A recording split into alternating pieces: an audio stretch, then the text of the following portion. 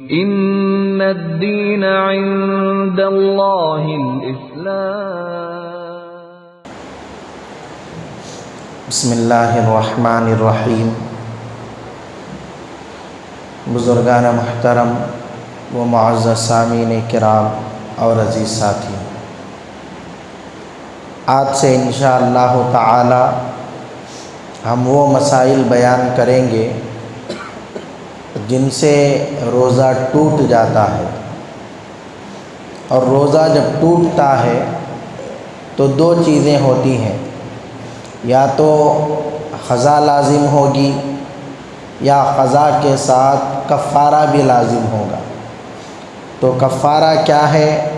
کفارے کے موقع پر جب وہ مسائل بیان کیے جائیں گے میں بیان کروں گا۔ فی الحال جن چیزوں سے روزہ ٹوٹ جاتا ہے اور صرف قضا لازم ہوتی ہے، واجب ہوتی ہے، وہ مسائل بیان کروں گا۔ قضا کا مطلب کیا؟ کہ رمضان کے بعد اس روزے کو رکھ لے، یہ قضا ہے۔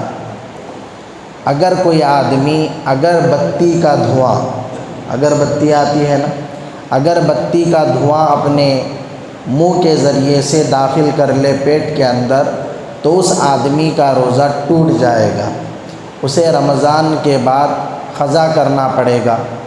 اسی طرح کسی آدمی کو سردی ہو گئی یا کوئی مسئلہ ہو گیا تو اس نے بھپکارا لیا، لیتے ہیں نا اسٹیم، بھپکارا لیا، کسی بھی ذریعے سے وکس ڈال کر یا کافی ڈال کر یا کوئی بھی چیز ڈال کر بھپکارا لیا تو اس سے بھی روزہ ٹوٹ جائے گا۔ اسی طرح انہیلر کا استعمال کیا، دمے کے جو مریض ہوتے ہیں دمہ کے، وہ انہیلر کا استعمال کرتے ہیں تو اس سے بھی روزہ ٹوٹ جاتا ہے۔ اسی طرح کسی نے سگریٹ پی لیا یا بیڑی پی لی یا حقہ پی لیا تو اس سے بھی روزہ ٹوٹ جائے گا۔ اسی طرح کسی آدمی نے پان کھانے کی عادت تھی، پان کھا کر سو گیا اور صبح سحری میں نہیں اٹھا، لیکن وہ جو پان کھایا تھا اس کے مکمل اثرات منہ میں باقی ہیں اور اس کا مزہ بھی حلق میں محسوس ہو رہا ہے، تو حضرات علماء نے لکھا ہے کہ اس کا روزہ بھی نہیں ہوگا۔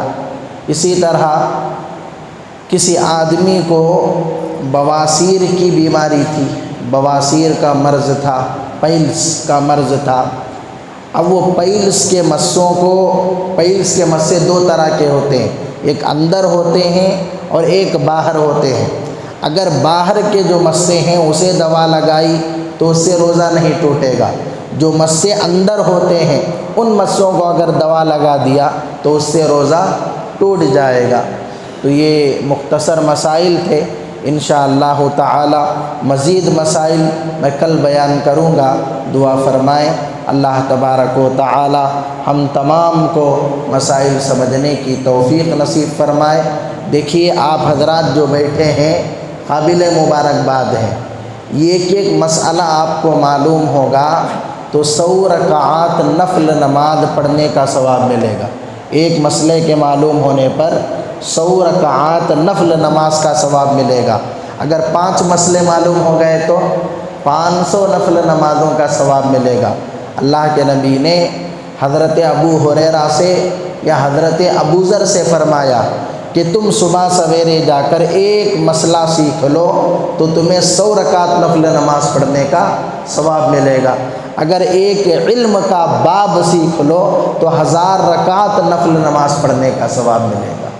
تو ماشاءاللہ آپ حضرات فجر کی نماز کے بعد فوراً بیٹھتے ہیں، کچھ مسائل سنتے ہیں، سمجھتے ہیں، تو اس پر آپ کو بہت ثواب مل رہا ہے۔ اور یہ جو ثواب ہے نا عام دنوں میں ہے، رمضان کے علاوہ کوئی آدمی ایک مسئلہ سیکھتا ہے تو اسے 100 رکعت نفل نماز کا ثواب ملتا ہے۔